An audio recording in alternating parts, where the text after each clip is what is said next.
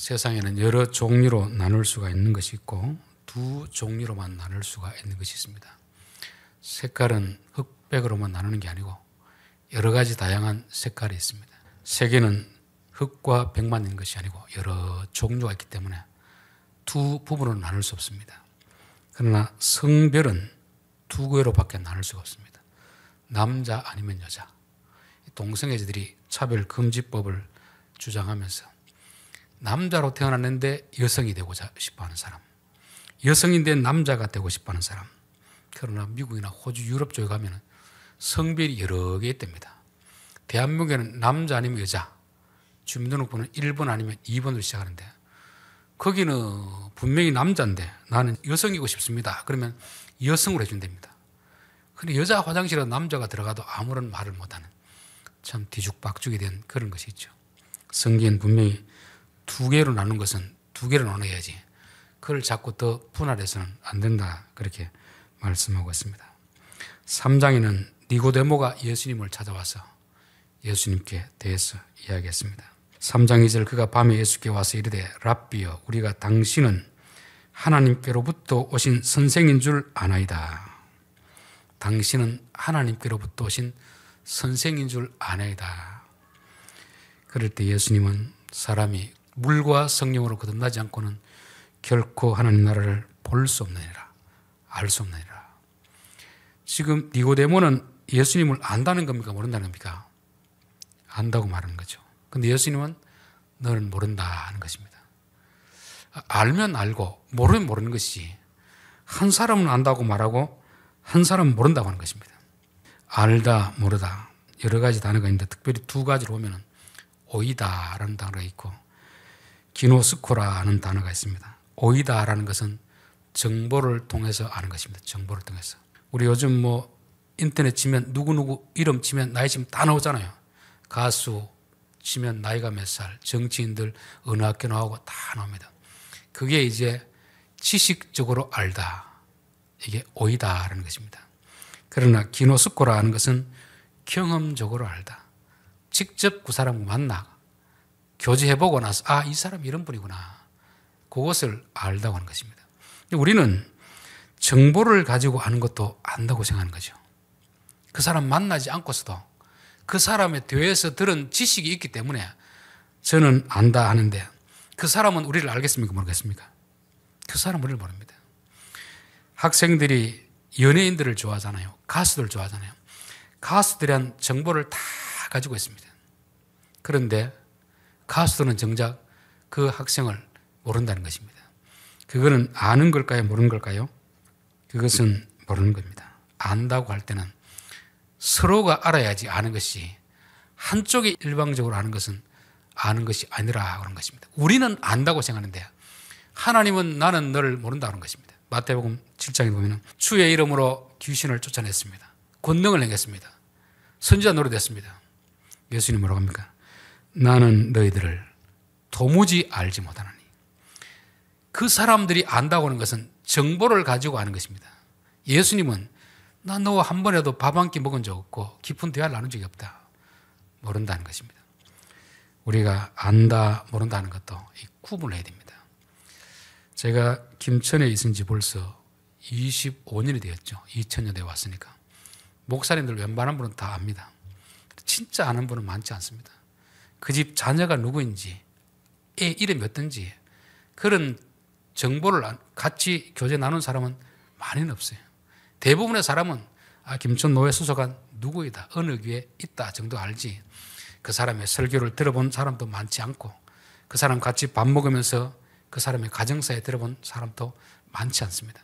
그렇다면 성경에서 알다는 것은 친밀한 관계 속에서 아는 것을 안다고 하는 것이 그냥 정보를 통해서 아는 것은 성경은 아는 것이 아니라는 것입니다. 그래서 니고데모의 한계가 지식적인 정보는 많이 있는데 예수님 보기에는 너는 알지 못하는구나 그렇게 말씀하는 것입니다. 거듭나지 아니하면 우리는 하나님을 결코 알 수 없다. 어릴 때부터 교회 다니고 종교 생활에 익숙하더라도 물과 성령으로 거듭나지 않으면 그는 하나님을 알지 못한다고 말씀하는 것입니다. 31절 위로부터 오시는 이는 만물 위에 계시고 땅에서 난 이는 땅에 속하여 땅에 속한 것을 말하느니라. 예수님과 그 당시 바리새인, 서기관들, 사두개인과 다른 것이 바로 이 차이입니다. 예수님은 위로부터 오신 분입니다. 하나님으로부터 내려온 분이고 사두개인들, 바리새인들은 종교인으로서 땅에서 난 자들입니다. 성령으로 난 자들이 아니고 그냥 혈통적으로 믿는 가정에서 태어나는 것이고 있는 성경을 보고 지식을 배워서 아는 것이죠. 여러분, 무당에도 두 종류 무당이 있다는 거 아시죠? 강신무, 신내림을 받아서 무당하는 사람이 있고 학습무가 있어요. 학습무. 배워서 하는 무당이 됩니다. 그래서 무당도 다 같은 무당이라고 하지 않습니다. 교회 안에도 두 종류의 신자가 있습니다. 물과 성령으로 거듭나서 인격적으로 하나님을 아는 분이 있고 그냥 어려서부터 교회 다녔기 때문에 지식적으로 배워서 아는 그 알미 있는데 성경은 그 알문 아는 것이 아니라는 것입니다. 우리가 이 사람이 위로부터 났는지 아래로부터 났는지 무엇을 보면 알겠습니까? 하늘에 속한 자는 하늘의 말을 하는 것이고 땅에 속한 자들은 땅의 것을 말한다는 것입니다. 땅의 것은 이 땅의 것을 추구하는 것이죠. 땅의 것을 어떻게 하면 좀 더 많이 모을 것인가, 어떻게 하면 많이 성공할 것인가, 그런 것을 말씀하는 것입니다. 골로새서 3장 1절에 보면 그러므로 너희가 그리스도와 함께 다시 살리심을 받았으면 위의 것을 찾으라. 거기는 그리스도께서 하나님 우편에 앉아 계시느니라. 위의 것을 생각하고 땅의 것을 생각하지 마라. 사람은 언제든지 자기가 태어난 곳을 그리워하게 되어 있습니다. 여러분, 왜 사람들이 명절이 되면 굳이 고향을 오겠습니까? 그렇게 많은 시간을 들이고 경비를 들여가면서 왜 명절에 고향을 찾겠습니까? 수구초심이라고 내가 태어난 고향을 잊지 못하는 것입니다. 그래서 우리의 고향이 어디인가? 내가 태어난 곳이 어디인가? 땅에서 태어난 사람들은 땅의 것에 관심이 있고 하늘에서 태어난 사람은 하늘의 것에 관심이 있는 것입니다. 우리가 예수를 믿기 전에는 땅에서 태어난 생명이기 때문에 땅의 것에만 관심을 가지는 것입니다. 어떻게 하면 성공할까? 어떻게 하면 부자가 될까? 어떻게 하면 출세할까? 여기에만 관심을 가지는 것은 그가 땅에서 태어났기 때문에 그런 것입니다. 잘못된 것이 아니고 당연한 것입니다. 사람은 고향으로 돌아가고자 하는 마음이 있기 때문에 그렇습니다. 그런데 예수님을 믿고 위로부터 태어났다면 이제는 위의 것을 추구하는 것이 당연한 것입니다. 그래서 의에 추리고 목마른 자는 복이 있나니, 위로부터 난 사람들은 하나님의 의에 대해서 관심이 있고 하나님의 나라에 대해서 관심이 있습니다. 오늘 말씀 보면 땅에서 태어난 사람은 땅의 것을 추구하고 땅의 것에 관심이 있고 땅의 것을 말하는 것입니다. 외전에 어느 곳에 있다가 옆 테이블에서 보니까 한 30대, 40대인데 이분들이 이야기해 보니까 뭐 주식이 얼마 올랐는데 그런 이야기 하길래 우리하고는 전혀 다른 이야기를 하더라고요. 야, 저 사람은 땅에 태어난 사람이구나. 예수 믿는 사람은 무슨 이야기를 해야 되겠습니까? 진리에 목말라는, 그리고 어떻게 하면 하나님 나라를 이룰 것인가, 하나님 영광을 나타낼 것인가. 우리의 관심은 항상 하늘에 있는 것이고 땅에서 태어난 사람은 땅의 이야기를 하는 것입니다. 32절 그가 친히 보고 들은 것을 증언하되, 하늘에 있는 사람은 하늘에서 보고 들은 것을 이야기합니다. 땅에 있는 사람은 땅에서 보고 들은 걸 이야기하는 거죠. 하늘과 땅이라는 것은 단순히 공간적인 개념이 아닙니다. 차원이 다른 거죠. 차원이. 성령으로 태어난 사람과 육신으로 태어난 사람, 오전에 이야기했는데 이스마엘과 이삭은 태어나는 자체가 다릅니다. 이스마엘은 인간의 노력으로 태어난 사람 아닙니까? 이삭은 아브라함이 할례를 행하고 사라가 완전히 불임일 때 전적인 하나님의 은혜로 태어난 사람입니다. 이삭과 이스마엘은 이야기하면 대화가 되지 않습니다. 또 이삭이 한 이야기를 이스마엘은 관심도 없고 이해하지도 못하는 것입니다. 차원이 다르면 그렇다는 것을 말씀하는 거죠. 그래서 우리의 신앙이 하늘에서 태어나고 하늘의 것에 관심을 가지고 있어야지. 하늘에서 태어났음에도 불구하고 땅의 것을 관심을 가진다. 뭔가 신앙이 문제가 있는 것이죠. 왜냐하면 우리의 생명이 땅에서 태어났으면 땅의 것을 관심 가지지만 하늘에서 태어났으면 하늘의 것에 관심을 가져야 되는 것입니다. 예수님이 이 땅에 오셔서 병을 고쳐주고 귀신을 쫓아내주고 오병이의 기적을 통해서 먹을 것을 제공해 주었을 때 많은 사람들이 예수님을 따라다녔습니다. 이제 예수님의 공생의 기간이 점점 막바지로 갈수록 복음서에 보면 반은 마지막 일주일 기간을 이렇게 기록해 놓고 있습니다. 요한복음 다 조금만 다르지만 그런데 중요한 것은 십자가 앞으로 갈수록 기적을 행하지 않습니다. 내 살을 먹고 내 피를 마시는 자라야 영생을 얻겠다. 진짜 하고 싶은 말씀하니까 사람들이 이야 참 어렵다. 그러면서 예수님을 떠나는 것입니다. 그때 예수님 제자들에게 너희도 나를 떠나가려느냐? 너희도 나를 떠나가려느냐? 우리가 어찌 떠나가겠습니까? 여러분 우리가 땅에서 난 사람인지 하늘에서 태어난 사람인지 평소 때는 모릅니다. 예수 믿고 복 받을 때는 잘 몰라요. 예수 믿고 병이 나을 때는 잘 모릅니다. 그러나 그런 것이 점점 사라져가고 이제는 십자가를 이야기할 때 나를 따라오려거든 자기를 부인하고 자기 십자가를 지고 따라오라 할 때 많은 사람들이 떠나는 것입니다. 왜 떠나겠습니까? 더 이상 땅의 것을 얻을 것이 없거든요. 이제 하늘의 것만 추구해야 되는데 땅에서 태어난 사람들, 따라온 무리들은 기적이 일어나지 않으니까 병이 낫지 않으니까 서서히 또 다른 곳으로 가는 것입니다. 믿음의 사람들, 하늘에서 태어난 사람들은 땅의 것에 관심을 가지기보다 하늘의 것에 관심을 가지는 것입니다. 저는 목회를 하면서도 참 이 딜레마라 그럴까 그런 갈등을 느낄 때가 참 많이 있습니다. 신학을 하기 전에 목사가 되기 전에는 설교를 잘하면 교회가 부흥되는 줄 알았습니다. 큰 교회에 있는 사람들은 설교를 잘하는 줄 알았습니다. 그런데 막상 목사가 되고 보니까 큰 교회도 설교를 제대로 하는 분도 있지만 그렇지 않는 분들이 많더라고요. 제가 봤을 때 목사로서 할 때 야, 이분은 정말 말씀을 잘 전한다 싶은데 교인들이 별로 없어요. 교회가 부흥이 안 되더라고요. 그 목사는 여기서 갈등하는 거죠. 어느 길을 가야 될까? 교회가 부흥하는 쪽을 가야 될까? 부흥이 안 되더라도 하나님이 전한, 하나님이 보여주신 것을 전해야 될까? 갈등하는 것입니다. 그래서 저는 부목사 때부터 결정을 했습니다. 아무리 부흥이 안 되더라도 땅의 것을 전하지 않겠다. 비록 목회하다가 실패하더라도 하늘의 것을 전해야 되겠다. 마음을 다잡아 먹고 나니까 그 다음부터는 이제 별로 갈등이 없습니다. 지금도 목회자들 보면 여기서 왔다 갔다 하는 거죠. 말씀을 좀 더 깊이 연구하려고 보니까 교회가 부흥이 안 돼요.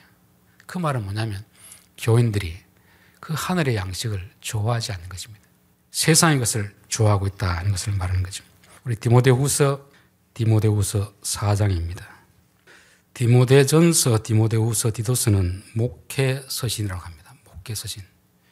교인들에게 주시는 말씀이 아니고 바울이 자식 같은 디도에게 후배 아들 같은 목사에게 주는 말씀입니다.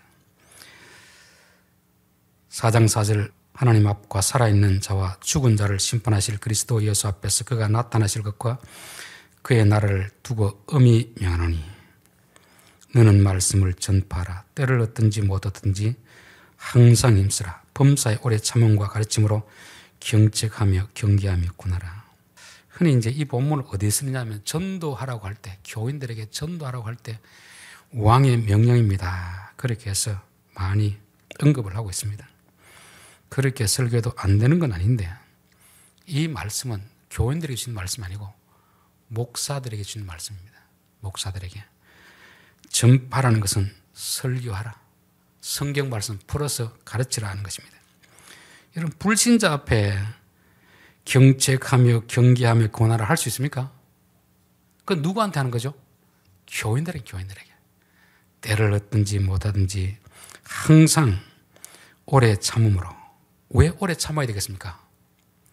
아무리 말씀을 전해도 변화가 되지 않는 교인들, 저 자신부터 마찬가지고 그렇기 때문에 오래 참아야 되는 것입니다. 설교한다고 다 아멘하고 그렇게 살아갈 사람이 있으면 목사가 무슨 필요가 있겠습니까? 한두 달 딱 하고는 그냥 그만두면 되잖아요. 근데 이게 습관을 바꾸는 것이기 때문에 그렇게 쉽게 안 되거든요. 어쩌면 평생을 가르치고 훈계하고 책망해야 되는 일이 목회이기 때문에 오래 참으라는 것입니다. 불신자한테 전도하는 걸 해보고 안 되면 포기하고 그만하잖아요. 교회는 그렇지 않잖아요. 평생을 그 교회는 한 계속 얼굴 보면서 가르쳐야 되는 것입니다. 오래 참음으로 가르침과 경책하며 경계하며 권하라. 때가 이르니 사람이 바른 교훈을 받지 아니하며 귀가 가려워서 자기의 사욕을 따를 스승을 많이 두고 또 귀를 진리에서 돌이켜 흩하는 이야기를 따르리라. 말세가 되면 교인들이 진리를 별로 안 좋아합니다. 그러다 보니까 미국에서 성공한 부흥한 교회가 그 목사님이 어떻게 하면 교회를 부흥시킬까 사전 설문조사를 했습니다. 교회 다니다가 안 다니는 사람들 왜 교회를 안 다닙니까? 설교가 너무 죄에 대해서 지적하니까 듣기 싫습니다. 그럼 어떤 설교하면 교회겠습니까? 그러니까 부자 되는 비결, 성공하는 비결, 출세하는 비결, 행복에 사는 비결 이런 가르치면 안 가겠습니까? 그래서 그분은 설교할 때 개척하고부터 죄, 회개 이런 용어를 안 쓴 겁니다. 교인들 싫어하는 거는 하나도 안 쓰고 부담 없는 그야말로 음악 감상하듯이 설교를 그렇게 하니까 교인들이 많이 몰려왔습니다. 그 교회를 한국에 있는 대형 교회가 부목사들을 그게 파송시켜 놓고 어떻게 보고 그대로 벤치마킹 하는 것입니다. 근데 그 목사가 20년인지 은퇴할 때 회개를 했습니다. 하나님 앞에 회개를 했습니다. 교인을 모으는 데는 성공했지만 교인들을 가르치고 변화시키는 데는 실패했습니다. 왜 그랬습니까? 듣기 좋은 설교를 하는데 누가 변화가 되겠습니까? 잘못된 것을 지적하는 건 누구나 싫어합니다. 그러나 잘못된 걸 지적해줘야 내가 잘못됐구나 알아야 고치잖아요. 고쳐야 변화가 되는 것이 사람들은 누구나 지적하면 싫어합니다. 그래서 지적하기도 어렵고 지적하는 것도 부담스럽기 때문에 웬만하면 들어도 부담이 없는 그런 설교를 듣기를 원하기 때문에 디모데야 너는 그런 유혹에 빠지지 말고 오래 참음으로써 그렇게 하라는 것입니다. 제가 이걸 보면서 왜 설교를 잘하는데 교회에 부흥이 안 될까? 왜 설교를 성경과 다르게 하는데 부흥이 될까? 이게 말세의 특징이구나. 그래서 목사는 항상 이 갈림길에서 분명하게 결정을 해야 됩니다. 세상 성공을 추구하기 위해서 땅의 것을 설교하든지 하나님 앞에 인정받기 위해서 하늘의 것을 설교하든지 두 부류로 나누게 된다는 것을 말씀하는 것입니다. 저는 우리 성도들이 아무리 부담스러워도 하나님의 말씀을 들어야지. 하나님의 말씀을 듣고 찔림을 받고 내가 고쳐야지. 이게 하늘에 속한 사람이지. 그런 거 부담스럽다고 자꾸 이 교회 저 교회 다니고 해봐도 그는 땅에 속한 생명으로 살다가 마감하게 되는 것입니다. 33절 그의 증언을 받은 자는 하나님이 참되시다 하는 것을 인천하니라. 하늘에서 내려오신 분이 하늘의 것을 보고 이야기하면 그 증언을 받아들이는 사람이 있고 안 받아들이는 사람이 있습니다. 왜 그렇겠습니까? 땅에 있는 사람은 하늘의 것에 대해서 관심도 없고 이해도 못하기 때문에 그렇습니다. 여러분 미국 갔다 온 사람이 이야기하는 것과 안 갔다 온 사람이 이야기하면 사람들은 누구의 말을 믿겠습니까? 안 갔다 온 사람의 말을 믿습니다.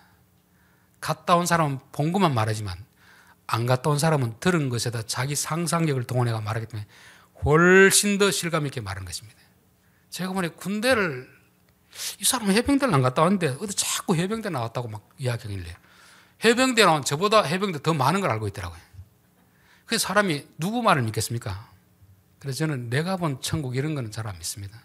성경에 있는 것만 말하면 되는데 있는 것 가지고는 좀 답답하니까 없는 걸 자꾸 보태가지고 사람들에게 관심을 끌게 하는 거죠.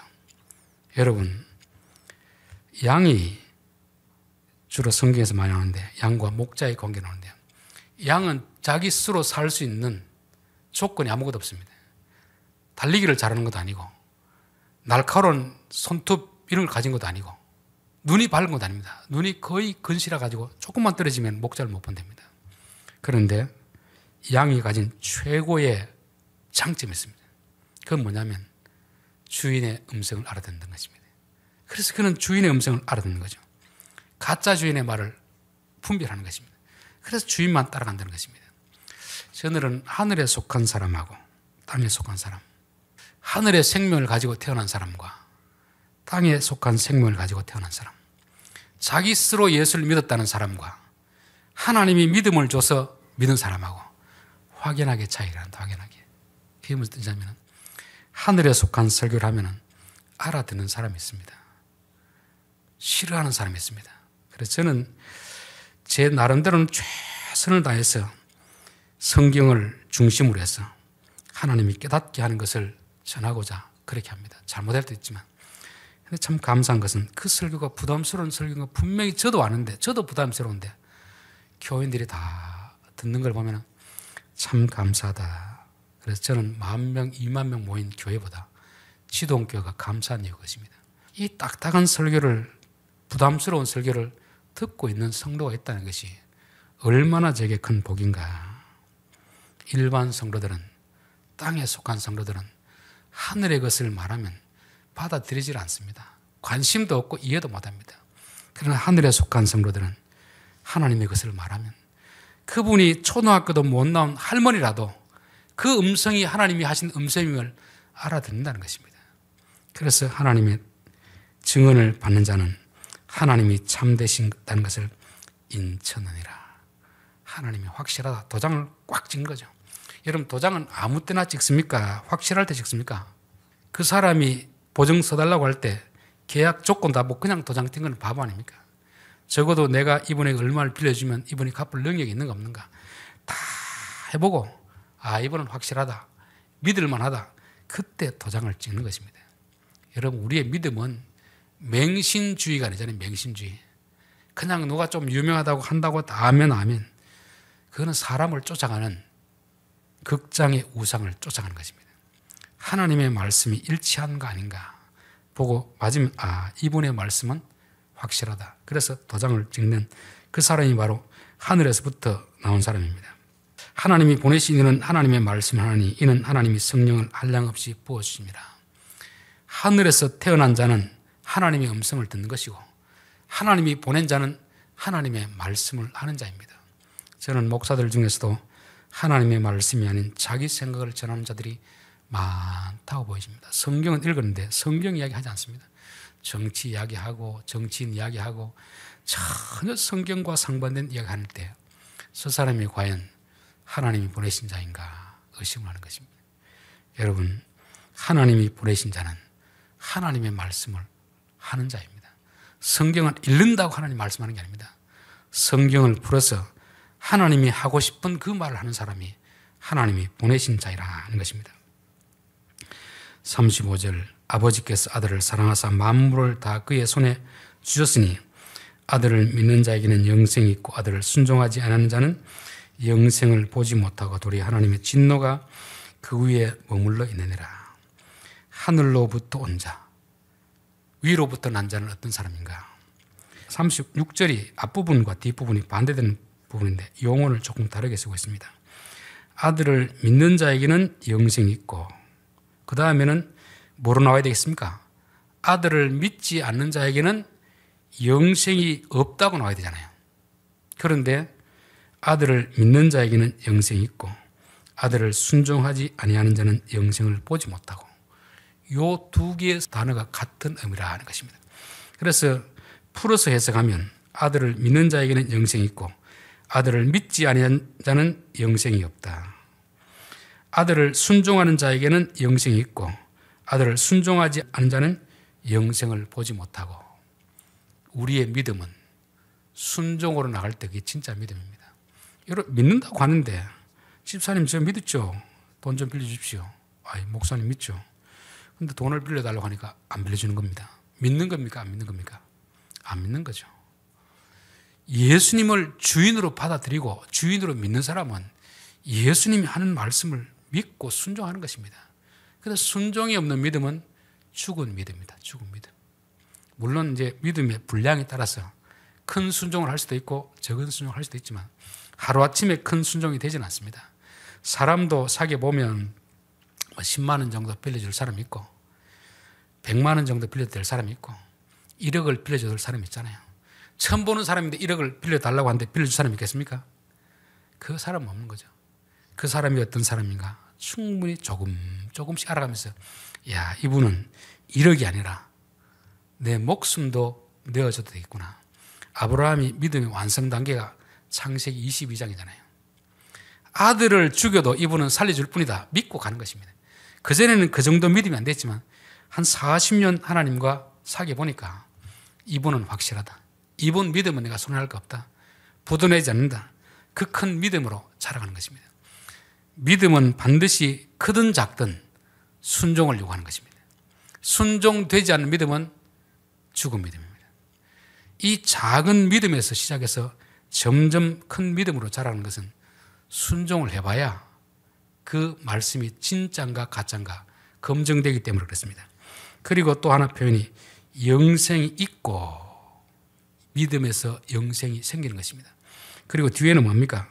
순종하지 않는 자는 영생을 보지 못하고, 그 말은 순종하는 자는 영생을 보다는 것은 알다는 뜻입니다. 여러분, 영생이 있는 거하고 영생을 아는 거하고 같을까요, 다를까요? 차이가 있습니다. 집에 좋은 차가 있는 거하고 좋은 차를 운전하는 거하고는 천지 차이죠. 영생이라는 값비싼 것을 받아도 집에 있는데 아무것도 모르고 그냥 한구석에 처박아 두는 것입니다. 그거는 영생이 있는 것과 없는 것 똑같습니다. 그런데 야, 이게 영생이 이것이구나. 이렇게 하면 영생을 누리는구나. 아는 건 차이가 되는 거죠. 그 알고 활용하는 건 어디에 나오겠습니까? 순종에서 나는 것입니다. 순종이 없는 믿음은 100년을 믿어도 영생을 가지고는 있지만 활용을 하지 못하는. 여러분, 우리는 죽어서만 천국하는 게 아닙니다. 살아있는 동안에 영생을 이미 주었습니다. 그럼 영생을 활용을 해야 돼요. 활용. 하나님의 생명을 활용을 하고 살아있는 동안에 영생을 누리며 살다가 죽어서 천국 가는 것이 성경이 말하는 구원입니다. 우리는 살아있을 때에는 영생을 받아놓고 저기 창고 구석에 모셔놨다가 죽을 때만 들고 가면 얼마나 억울하겠습니까? 누군가 비싼 외제차를 선물했는데 차고에 딱 넣어놓고 비 맞지 않도록 먼지 안 맞도록 카바 딱 씌워놓고 신주 단지 모시듯이 머리 모시면 그게 무슨 의미가 있겠습니까? 가다가 좀 끓길 수도 있고 비를 맞을 수도 있고 먼지가 씌일 수도 있지만 끌고 나가지고 목적지까지 가고 이래야 의미가 있잖아요. 예수 믿는 것은 영생을 우리에게 주셨습니다. 가진 것으로 만족하지 말고 보고 알고 사용하고 누리도록 우리에게 주신 것입니다. 기도하겠습니다. 하나님 아버지, 땅에 속한 자로 살지 않게 하시고 하늘에 속한 자로 살게 도와 주시옵소서. 우리의 구원이 내가 믿어서 된 구원이 아니라 하나님이 은혜로 우리에게 믿음을 주셔서 믿어지는 구원을 받게 도와 주시옵소서. 하늘로부터 내려온 자는 하늘의 것을 사모하고 하늘의 것을 말하지만 땅에 속한 자는 땅의 것을 말하고 땅의 것에 관심이 있습니다. 너희가 무엇을 먹을까 마실까 입을까 염려하지도 말고 구하지도 마라. 그것은 이방인이 구하는 것이니라. 그러면 너희들은 오직 하나님의 나라와 의를 구하라고 했습니다. 우리가 이 땅에 사는 동안 몸은 비록 땅의 발을 딛고 살아가지만 우리의 마음은 하늘의 가치를 붙들고 추구하며 사는 저희들 되게 도와 주옵소서. 예수님의 이름으로 기도하옵나이다. 아멘.